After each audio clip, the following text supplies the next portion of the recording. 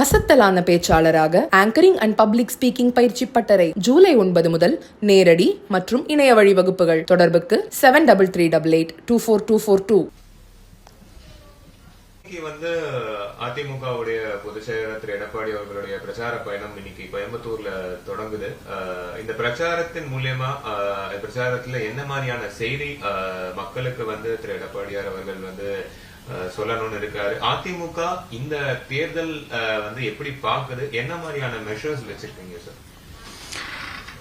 அதாவது 1.5 கோடி தொண்டர்களாக இந்த இயக்கத்தை மாற்றி காமித்து மறைந்த எங்க புரட்சி தலைவி அம்மா, அதுக்கப்புறம் எடப்பாடியார் செய்த முதல் வேலையை இந்த இயக்கத்தோட மெம்பர்ஷிப் டிரைவ் 2 ஆண்டு காலமாக அதை நடத்தி 2 கோடி 6 லட்சம் அதிகார உறுப்பினர்கள்.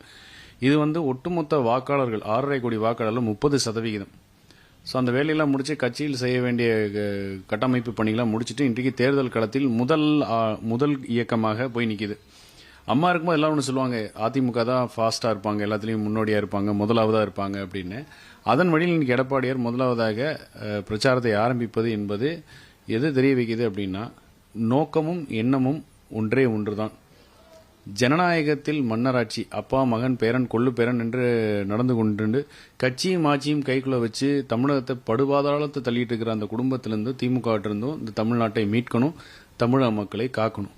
அதுதான் இந்த தீம். அதன் துவக்கமாக தான் இன்னைக்கு ஆரம்பிச்சிருக்காரு. இதற்கு காலையில் ஆரம்பித்த சில மணி துளியிலேயே மிகப்பெரிய வரவேற்பு இருக்கிறது. போக போக இன்னும் வரவேற்பு கூடும். இந்த நோக்கம் தமிழகத்தை மீட்போம், மக்களை காப்போம் என்பது மிகப்பெரிய அளவில் வரவேற்பு பெறும். இந்த ஜனநாயகத்தில் மன்னராட்சி நடத்தி கொண்டிருக்கிற திமுகவும் தமிழகத்தை இருண்ட தமிழகமாக மாற்றி காமிச்ச இந்த திமுகவுக்கு ஒரு விடை கொடுக்கும் ஒரு பயணமாகவும் இது இருக்கும். சார், இப்போ அதிமுக தன்னுடைய தேர்தல் பிரச்சாரத்தை இன்னைக்கு தொடங்கு. அதே சமயம் திமுக பாத்தீங்கன்னா ஒன்றிணைவோம், உங்களுடன் ஸ்டாலின், இது போன்ற திட்டங்கள் மூலியமா மக்கள் அவங்க சந்திக்கிறதுக்கான இதை பண்ணிட்டு இருக்காங்க. அந்த இனிஷியேட்டிவ்ஸை நீங்க எப்படி பாக்குறீங்க? டிஎம்கேவோட கவுண்டர் அட்டாக்கிங் இந்த கேம்பெயின். விஞ்ஞான ஊழல்னு பெயர் பெற்ற ஒரு இயக்கம், விஞ்ஞான ஊழல்வாதின்னு ஒரு தலைவரை கொண்ட இயக்கம், அது யாருன்னு ஊருக்கே தெரியும்.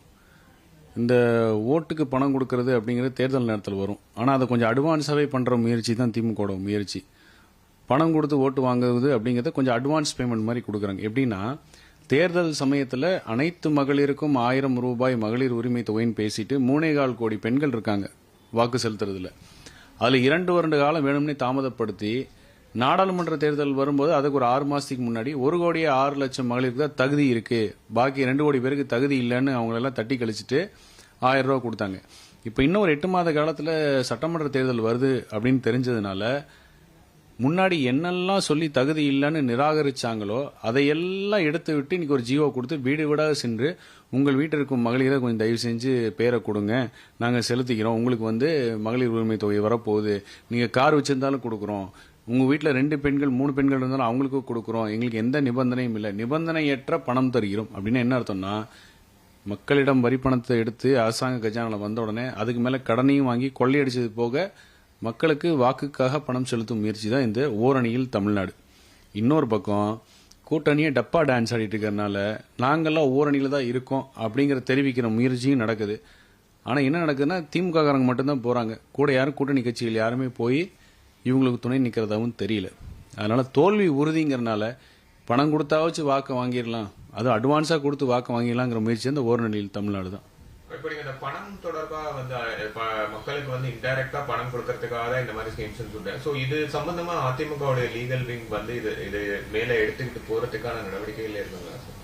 அரசாங்கம் கொடுக்குற திட்டத்துக்கு எதுவுமே நம்ம தடை கேட்க முடியாது, இது அரசாங்கத்தோட முடிவு அப்படின்னு. ஆனால் நோக்கம் தெளிவாக தெரியும்.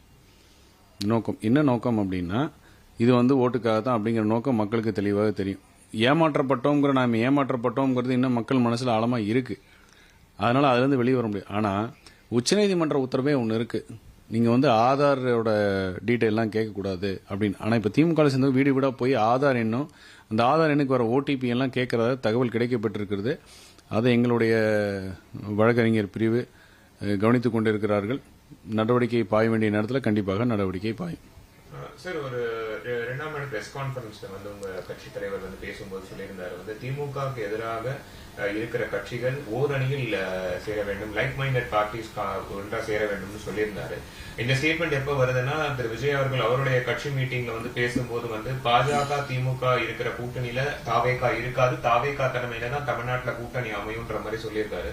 இந்த ரெண்டு ஸ்டேட்மெண்ட்ஸ் எப்படி பாக்குறீங்க? ஏன்னா தாவேகா அதிமுக கூட்டணி அமையுன்ற மாதிரி வந்து தகவல்கள் வந்து கொண்டிருந்த சமயத்துல இந்த மாதிரி ஒரு கான்ட்ராடிக்டரி ஸ்டேட்மெண்ட் வந்திருக்கு, எப்படி பாக்குறீங்க?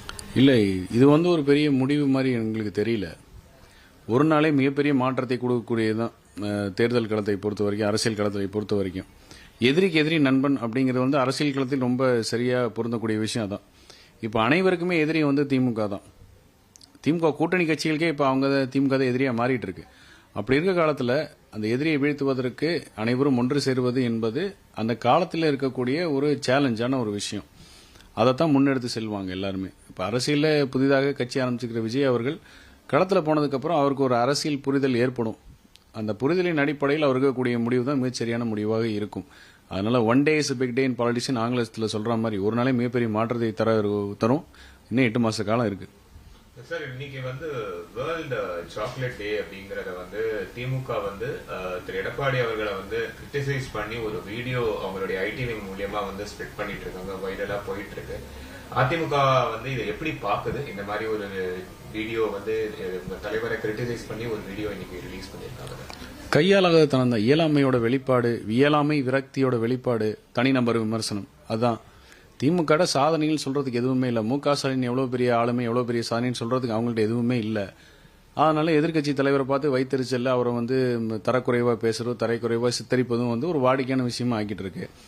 எங்களுக்கால ஒரு மார்ச் 21 பொம்மலாட்டம் டேன்னு ஒன்று இருக்கு, உலக பொம்மலாட்டம் டே. சிறந்த பொம்மலாட்ட பொம்மை யாருன்னு சொல்லி நாங்களும் போடுவோம். அது மார்ச் 21 வரைக்கும் வெயிட் பண்ணி போடுறோம். இப்போ உடனடியாக போடணுங்கிறது இல்லை, தேர்தல் டைம்ல கூட போடுறோம். மார்ச் 21 உலக பொம்மலாட்டம் டே, சிறந்த பொம்மலாட்ட பொம்மை இருக்கான்னு பாருங்க அப்படின்னு சொல்லி மு.க. ஸ்டாலின் கையில் 4 கயிறை மாடி நாங்களும் போடுறோம். ஆனால் அப்போ போடும்போது மக்களே பாராட்டுவாங்க, உண்மையை சொன்னதுக்கு நன்றி மக்கள் பாராட்டுவாங்க. அதுதான் வித்தியாசம் அதிமுகவுக்கும் திமுகவுக்கும்.